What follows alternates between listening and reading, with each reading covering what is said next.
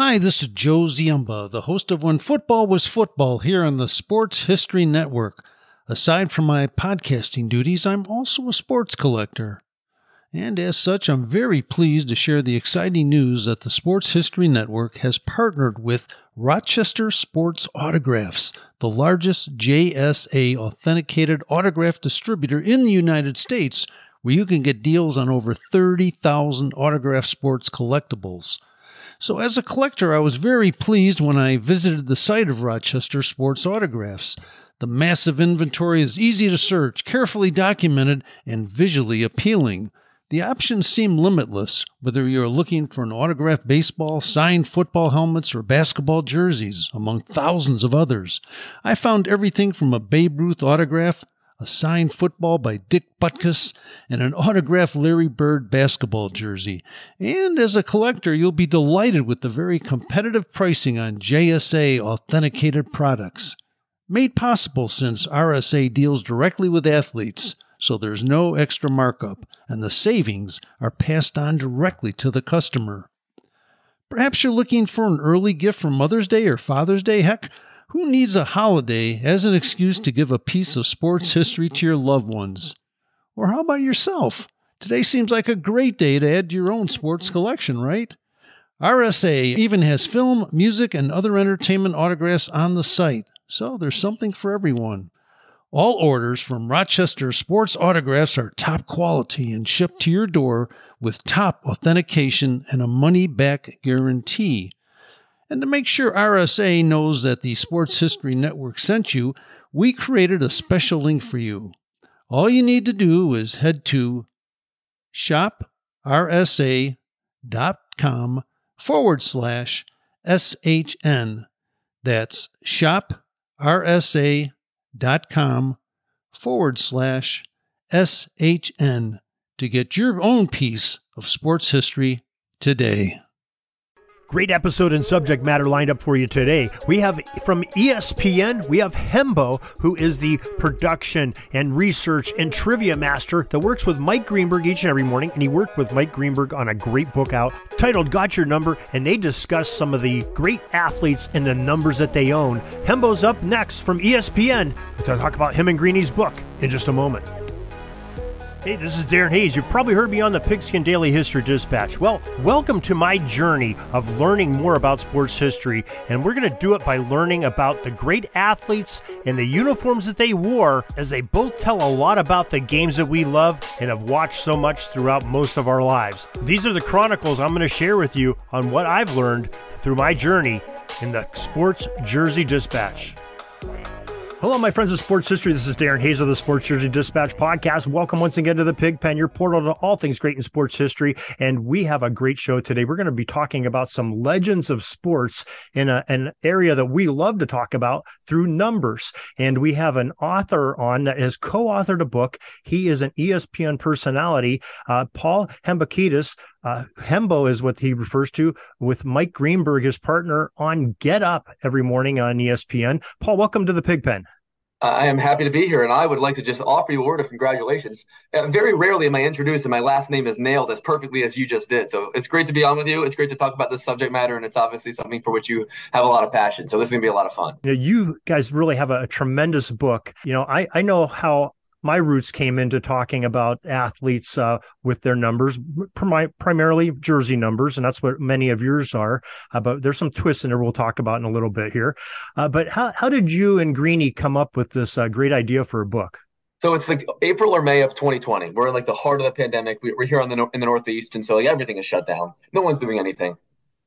He frantically gives me a call on a weekday afternoon saying like, Hembo, I've got an idea for a book, and goes off to this exasperated rant about this idea that he has, which is, literally the book that you you just finished reading.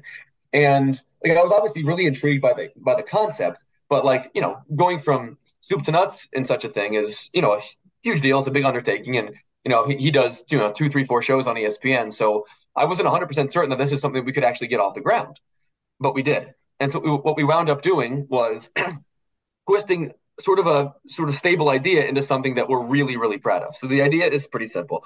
100 chapters, 100 essays, one through 100, we determined who owned every number 1 through 100 in the world of sports. Obviously, a really fun concept and idea. I think the book kind of majors in two different things. One is obvious. It's sports debate. Who we selected to choose each number was something that we did, obviously, not and through the pages of the book, we did independently on our own, and we will steadfastly defend those opinions, even though we disagreed on some, candidly, as you might expect. The second part of things is sports history. This is something for which I am just a sucker. I'm 32 years old, but I grew up just inhaling sports record books. I love sports history as a genre more than I enjoy anything else, whether it be war, whether it be anything. Right? It's just my thing. Sports history is my thing. And so, though I have the chance now to do a lot of on-air stuff at ESPN, research is really where I made my bones at the place. And I would say this book is probably the best representation of my research skill. And in that sense, it's kind of my magnum opus. And when you combine my research with his words, what I think we got here is a pretty dang good book that people like yourself hopefully will enjoy. Yeah, you definitely did that. You hit a lot of my boxes. I mean, first of all, being sports history, loved it. Sports numbers, loved it. And then you made it so the chapters are, you have 100 chapters, but they're, some are only 2 or 3 pages long, easy reading. This is the kind of book you can pick up and set down after a couple of minutes or sit there and read for hours. I love that concept of it. And you guys took me in so many different directions. It was great. I mean, I love that, I guess, first of all, we'll just take the elephants in the room. You guys had numbers, 3, 12, 42, 33, 99. Those are all what I expected to see there. But you threw some curveballs at me with, I think you had like 4 or 5 golfers in there, when we all know, hey, golfers don't wear jersey numbers and they don't have a number on their golf cart, or, their caddy is not wearing a number. These are great. And maybe I'll let you talk to that, how you came up with the numbers for people like the golfers. For sure. So what you learn when you do this is that there's so many recognizable athletes with their jersey numbers. You mentioned some of them. There were some that didn't require more than 1 second of debate between the two of us. But when you're writing a book and you're trying to capture sports history, you don't want chapters with random offensive linemen just because they happen to be the only ones that wore them. And you want to be able to encapsulate a wide range of sports, ideally. That's what we did. So I'm looking at a breakdown right now that I created for myself of our 100 chapters. 56 of them are jersey numbers, as you might expect. That comprises the majority of the book. 20 of them are records, right? So think Wilt Chamberlain. The number that is most associated with Wilt Chamberlain, in my opinion, is not 13. It's 100, the record for the most points scored in an NBA game. That's where you'll see Wilt Chamberlain in our book. There's 19 others just like that. There are 18 years. If you were born or if you grew up in the 70s, you're going to love the 70s in our book, because that's obviously sort of a dead zone when it comes to jersey numbers. But they were some of the most formative years in our history in terms of sports years and the athletes that represented them. So those are 18 more. The remaining 6 chapters, 3 of them are rivalries, like the number of meetings or the number of matchups, that kind of thing. 2 of them are car numbers. So there are 2 drivers in the book that we felt belonged. And there's 1 distance. Number 26 is one of my favorite chapters because it's such a creative way to get an Olympian in the book by using the number of miles in a marathon as our hook. Yeah, that was definitely clever. That was probably one of the first curveballs you really threw at me when I saw that. The other one, I'm from Northwestern Pennsylvania, so I really appreciate you had 4 numbers that really jumped out that I love to see. 21 for Roberto Clemente. I loved how you took 58 and 59. They both belong to my beloved Steelers, especially the ones I grew up on, the Steelers of the 70s with those 2 great linebackers. And then, of course, Mario Lemieux's 66. Those were great that from Western Pennsylvania to see those numbers. And Mean Joe Green's in the book, too. Mean Joe, So yeah, that's right. You're right. We think... So it was really important to us not just to choose, say, the best athletes at each number. We like to think of the book also as something of an organism. And in all honesty, like the Pittsburgh Steelers of the 70s are, if not the most influential team and era in the history of football, they're right up there. I mean, they're right up there. And especially that defense, we think all 3 of those guys were sort of important and vital enough to the sport and its growing popularity to include. Clemente is an obvious one. I mean, obviously 21 is very challenging because Deion Sanders wore it and LaDainian Tomlinson wore it and Tim Duncan wore it. But Roberto Clemente's number 21 is someday going to be retired across Major League Baseball as far as I'm concerned. And that's a decision that is really overdue. And Mario Lemieux, I think you can make a credible argument, is the second greatest hockey player that ever lived. And when you consider what he's meant to that city and to that organization, and the fact that the Penguins still play in Pittsburgh, I think is a testament to his greatness and his ties to the organization. So I'm glad that you, as a fan of all things Pittsburgh sports, really liked the book and found that you were properly represented. Yeah. Now, the other area that I was really pleasantly surprised, and I even learned some things, some folks that I've heard about and didn't know a lot about, that you had some ladies in there with numbers, and I think you have about 5 or 6 of those that are tremendously done. I'll let you speak on those. Yeah, so that was another very important thing for us. You can't tell the story of sports history without including a number of women. And so one of the rivalries that we think is one of the most powerful ever is the one between Chris Evert and Martina Navratilova, who met in the finals, in just the finals of tournaments, 60 times. It is an astonishing figure, an astonishing statistic. You think about the greatest rivalries in the history of sports, no one came even close to meeting 60 times. So we felt like they definitely deserved a number because of that. Think about Billie Jean's significance in the 70s. Think about Serena Williams' impact on young girls and the sport of tennis and the culture today. Think about Babe Didrikson, perhaps like the greatest multi-sport athlete in the history of this country, men or women. So that was definitely another important thing for us. Again, to be able to properly maximize our space by being able to represent sports and eras and gender properly. We're not talking about pandering. We're doing the right thing. Like in my opinion, like those decisions weren't to check a box. Those decisions are because those women deserved a place in our collection. And for that, we're exceedingly proud. Yeah. Now, another area that I was happy to see you talk about, it's maybe not a sport talked about as much anymore, but it was once one of the most popular sports, is the arena of boxing. And you have some great boxers and boxing matchups in there that I'm glad you talked about these legends. So, Bob, this book's coming out in 2023, right? But there was a time in which, and a time in which you and people that consume your station and others and a lot of older folks that'll buy our book, for which boxing was the biggest thing in the world, right? Mm-hmm. So how could you write a book about who owns numbers in sports without including any boxers, without including Muhammad Ali or Rocky Marciano or Joe Louis or Frazier? Like, it couldn't possibly be done. So it was important to us to select who most belonged, right? Of course, and then where they could go. In some cases, in the case of Joe Louis, it's his consecutive title defenses. In the case of Muhammad Ali, it was the most significant year. The same with Frazier. In Rocky Marciano's case, he went 49-0 for his career. The number 49 is etched in stone when it comes to his legacy. And so in the world of boxing, we felt it was super important to include, some of the legends. Obviously, the heavyweight boxing class is the one that has long carried the most weight in our consciousness. And so to include those people and to talk about, because obviously, if you're reading this book now in contemporary times, the sport of boxing is ancillary. But there was a time in American culture where it was so incredibly important, like horse racing. And it would have been silly to do a project like this to pretend like the conscience of the country has not evolved over the years in terms of what we cared about and what we didn't.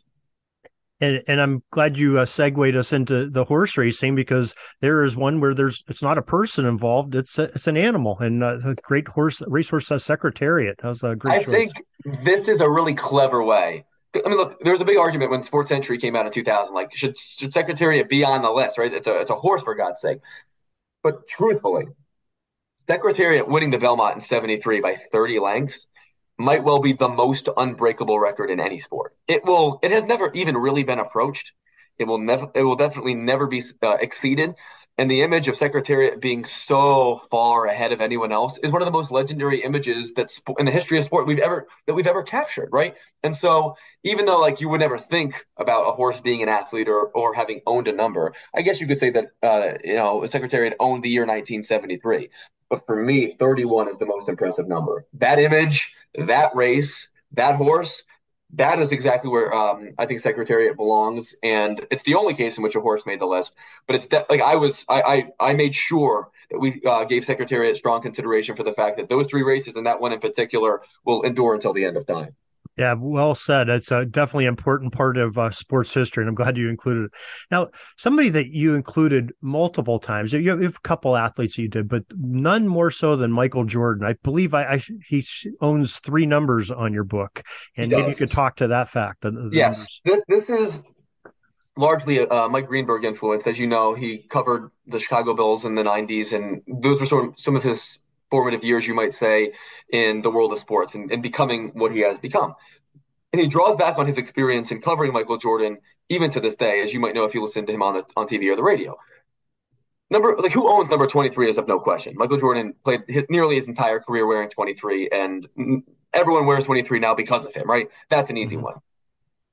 Well, Michael Jordan scored 63 points in a playoff game once in the Boston Garden in what might be the greatest performance in the history of the playoffs, right? That was at a time way before he started winning championships. It was a game after which Larry Bird said that was God disguised as Michael Jordan. I mean, you could argue that he had as good a night in the game of basketball as anyone ever did in the playoffs. And so we felt 63 was a way to sort of pay homage to that performance. And then later on, Greeny's of the opinion that the 93 team, the year in which they beat Phoenix after the Dream Team in '92, was his best achievement. Right? There was the death of his father. There was the fatigue from playing on the Dream Team and all the things that came with it, and how good that Phoenix team was, and how incredible he was in that series. And so, with how good Michael Jordan was in 1993, if you're a fan of Chicago, if you're a fan of Michael Jordan, this book has Michael Jordan sprinkled all throughout. And I think we did a pretty good job of kind of diversifying why he belongs in each of those spaces. But we feel pretty good about it. I definitely agree with what you did there. And another athlete, I guess I wasn't expecting to see. When I said earlier that it was the first curveball, I take that back, because number 18, you threw me a curveball. You got me into rhythm. Okay, we had the Tom Brady's, we had Babe Ruth. We're knocking jersey numbers. If we get the 18, I'm thinking, okay, I'm going to see a blue horseshoe helmet coming up here. And you got me on that one. It was somebody different. So this was one for which we obviously debated quite a bit.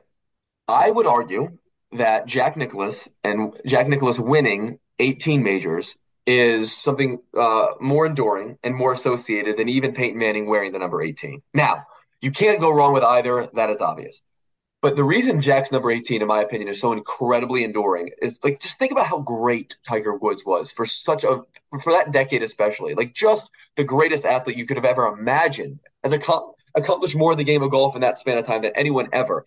Tiger Woods is still 3 shot of Jack on that leaderboard. And he was stuck at 14 for the longest time, right? He obviously won the Masters a few years ago to get to 15. But that, to me, is the greatness of Jack Nicklaus. Well, first of all, he had 19 runner-ups, which might even be more impressive. But when it comes to the 18, Tiger Woods, at the peak of his powers, the greatest we've ever seen, like the standard by which golfers were compared for the entirety of his prime, only within 3 majors of Jack Nicklaus. I think that's based upon, we'll never see an athlete more dominant than Tiger. The fact that he was only able to get to 15 is a testament to how incredible the number 18 is. We do find a way to work Peyton Manning into the book later, but as far as we're concerned, Jack Nicklaus owns number 18. Absolutely.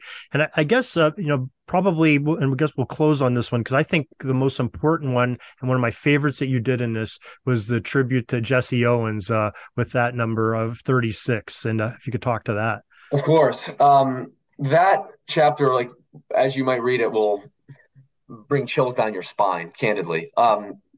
Jesse Owens it is one of the greatest athletes our country has ever produced. Everyone knows about his legendary day at the Big Ten championships when he broke 5 world records in the span of 30 minutes. That's, obviously the stuff of legend. But what he did in Germany in 1936, at sort of the height or peak of Hitler's rise to power, with the world in flux the way that it was, to dominate those Olympics, to win those gold medals, to win more gold medals in those Olympic Games than anyone else, and to do it under that umbrella is genuinely one of the greatest accomplishments in the history of any sport. If he had done all of those things in a context-neutral environment, it would be incredible, and he'd probably deserve a spot in the book. But to do it with that kind of pressure, under that kind of hatred, and that kind of environment is truly an astonishing thing. And you're going to learn things about Jesse Owens in that chapter that you probably don't know. That's the thing. I'm a sports historian like you are. If there was something I didn't know or thought was fun, I added it to the book, right? I wrote this book for people like me.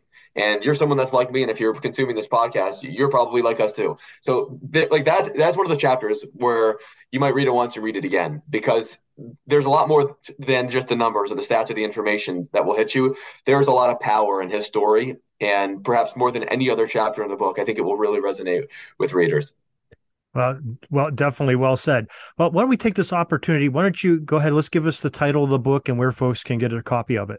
Of course. The book is called Got Your Number. It is written by Mike Greenberg. I am listed beneath his name as Paul Hembo Hembekides. I researched the book and am considered its co-author. You can find it anywhere you buy books. It's called Got Your Number. It'll be out on Tuesday, April 4th. You can pre-order it now. We're doing a signing here locally on over the weekend in New Jersey, and hoping that a lot of people come out and enjoy doing a little Q&A session with us.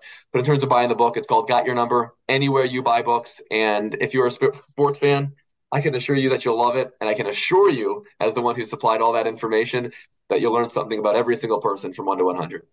Well, Hembo, we really appreciate the time that you shared with us today talking about the book.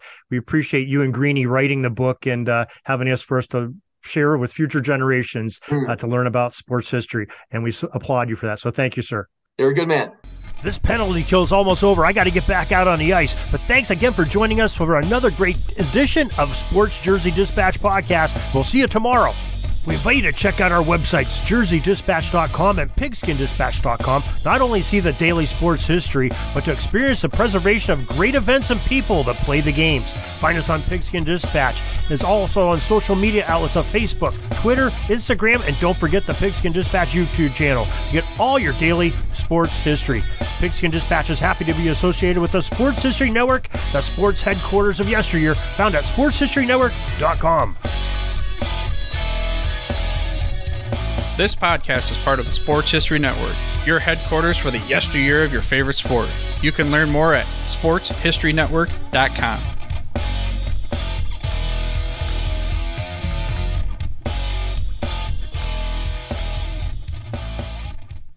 Hi, this is Joe Ziemba, the host of When Football Was Football, here on the Sports History Network. I'm very pleased to announce that I will be partnering with the Sports History Network to give away 2 copies of my latest book called Bears vs. Cardinals, the NFL's Oldest Rivalry. To enter, just head over to the following link, sportshistorynetwork.com/giveaways. We hope you'll enjoy the numerous stories in the book, which is largely based on the newly released Dutch Tournament collection at the Pro Football Hall of Fame.